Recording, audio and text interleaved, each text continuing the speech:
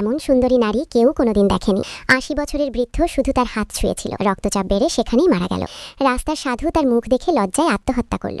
এমনকি ৩ দিন আগে মারা যাওয়া এক পুরুষও তার মুখ দেখে জীবিত হয়ে উঠল।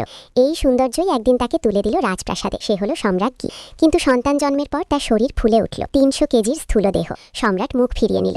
চালাক উপপত্নী সুযোগ বুঝে হাসল। এবার সিংহাসন আমার ছেলের। অপমান, একঘরে জীবন। অবশেষে রানী মৃত্যুর মুখে ঢলে পড়ল। ঠিক সেই মুহূর্তে এক আধুনিক নারী সিইও অফিসে মিটিং করতে করতে দেয়াল থেকে পড়ে যাওয়া ছবির আঘাতে অজ্ঞান হলো। চোখ খুলতেই সে নিজেকে পেল সেই মোটা রানীর শরীরে। সব স্মৃতি তার মাথায় ঢুকে গেল। অন্যায়, অপমান, ষড়যন্ত্র। সে ঠান্ডা হেসে বলল, ব্যবসার বাজার কাঁপিয়েছে, এই হারেম সামলাতে পারবো না। প্রথম সুযোগ এলো রোদের ধারে। রানী আর যুবরাজকে ধাক্কা দিয়ে পানিতে ফেলে দেওয়া হলো। সে ছেলেকে টেনে তুলল। শ্বাস নেই। কোনো দ্বিধা না করে সে ছেলেকে মুখে মুখে শ্বাস দিল। ঠিক তখনই সম্রাট এসে পড়ল।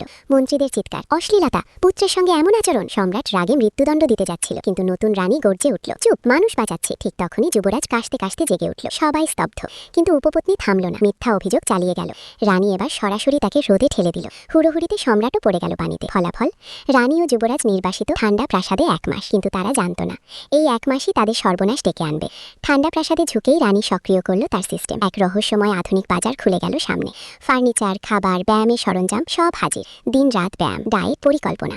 ১ মাস পরে ৩০০ কেজির রানী হয়ে উঠল অপরূপা রমণী। যুবরাজও সুস্থ, সুদর্শন। ওদিকে উপপত্নী ভেবেছিল তারা না খেয়ে মরেছে। সম্রাজ্যের জন্মদিনের ভোজে সে সম্রাট আর সম্রাজ্ঞীর মাকে উস্কে দিল। ওরা অলস, লজ্জাহীন, সবাই অপেক্ষা করছে মোটা রানী অপমানিত হবে। ঠিক তখন দরজা খুলল। ভেতরে প্রবেশ করল এক স্বর্গীয় রূপসী নারী। পাশে সুদর্শন যুবরাজ। সভামণ্ডপ নিস্তব্ধ। সম্রাট দাঁড়িয়ে গেল। উপপত্নীর মুখ ফ্যাকাশে। এটা অসম্ভব। রানী ঠান্ডা হেসে বলল, খেলা তো এখন শুরু।